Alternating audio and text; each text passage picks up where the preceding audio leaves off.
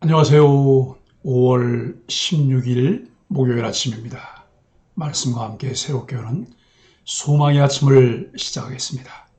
캐롤 메이올은 그리스도인은 주님의 말씀과 주님의 일하심과 주님의 행적을 따라가는 존재다라고 이야기합니다. 히브리서 13장 1절로 8절까지 말씀을 본문으로 하여 예배가 있는 삶, 삶으로 드리는 예배라고 하는 주제로 함께 은혜를 나누기를 원합니다.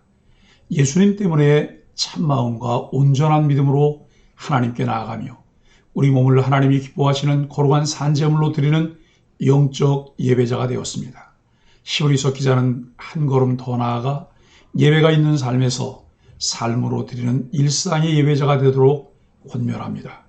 그리스도인들에게 현재를 사랑하고 손님을 귀히 여겨 음행과 간음을 멀리하고 가진 것으로 만족해야 한다고 말씀합니다. 하나님 말씀을 전해준 인도자들을 기억하고 그의 믿음을 본받아야 합니다. 예수 그리스도는 어제나 오늘이나 영원토록 동일하신 분입니다. 본문은 공동체에 주어진 권면과 지도자들에 대한 권면을 다루고 있습니다. 우리는 종종 권면의 중요성을 잊어버립니다. 그러나 초기 기독교 설교에서 권면은 매우 중요한 위치를 차지하고 있었습니다. 우리는 히브리서의 각 단락들이 권면으로 끝나는 것을 관찰했습니다.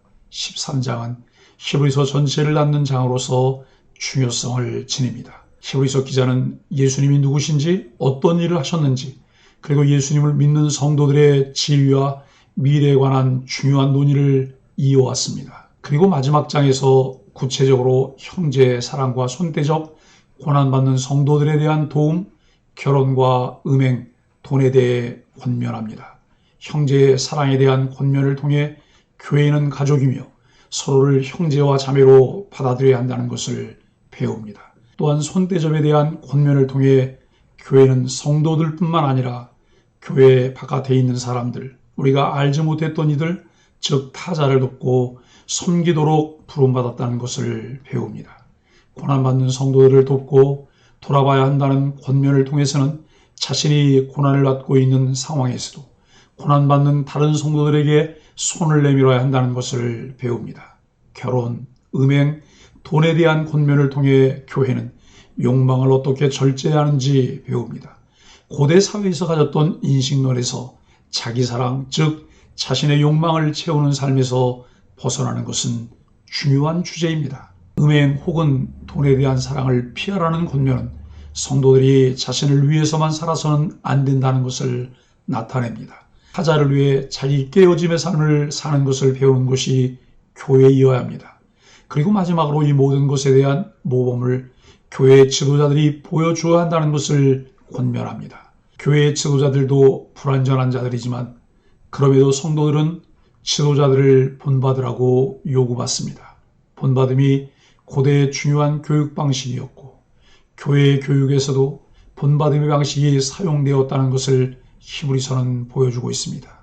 지도자는 자신을 따르는 성도들보다 한 걸음 앞서가며 말씀을 실천하고 모범을 보여줄 수 있는 사람이 되어야 합니다.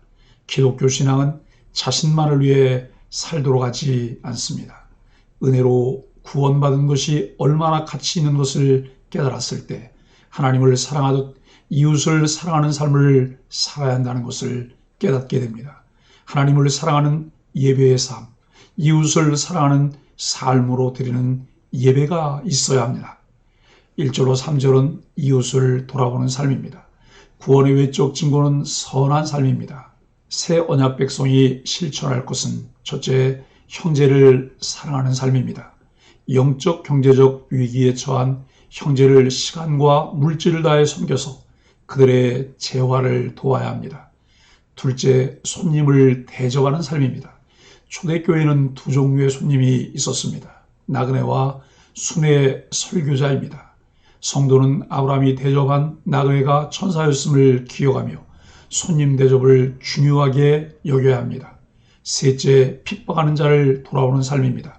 갇힌 자와 학대받는 자를 외면하는 일은 그리스도를 외면하는 것입니다. 행위로 나타나는 복음이 말보다 영향력이 있습니다. 하나님의 은혜를 아는 성도는 남주기에 공부하며 남주기에 돈을 벌어야 한다는 말이 무엇인지 알고 실천합니다. 주변에 어려움 당한 이웃은 누구인지 살펴보며 우리가 가진 시간과 물질로 교회 공동체를 통해 섬기는 삶을 사는 것이 삶으로 드리는 예배입니다. 4절로 8절은 영적 청결을 추구하는 삶입니다. 성도의 가정은 거룩해야 합니다. 이를 위해 결혼을 귀하게 여겨야 합니다. 결혼은 하나님이 친히 세우신 제도입니다. 음행과 간음은 결혼의 신성함을 파괴하는 악덕이기에 하나님의 심판을 피할 수 없습니다. 성도의 재정생활도 거룩해야 합니다. 이를 위해 탐욕을 버려야 합니다. 돈에 대한 집착은 모든 악의 시작입니다. 하나님은 돕는 이가 되셔서 택하신 백성을 끝까지 돌보아 주십니다. 히브리서 기자는 교회 지도자들이 삶으로 보여준 영적 결실을 주의하여 보고 그들의 신앙을 닮으라고 권면합니다. 그들이 전한 하나님의 말씀은 구원으로 이끄는 복음이기에 그것을 삶으로 살아내야 합니다. 복음이신 그리스도는 영원토록 동일하신 분입니다. 야고보서는 참된 경건을 이야기할 때 하나님 아버지 앞에서 깨끗하고 순수한 신앙은 어려운 처지에 있는 고아와 과부들을 돌봐주고 자신을 지켜 세속에 물들지 않는 이것이라고 하였습니다.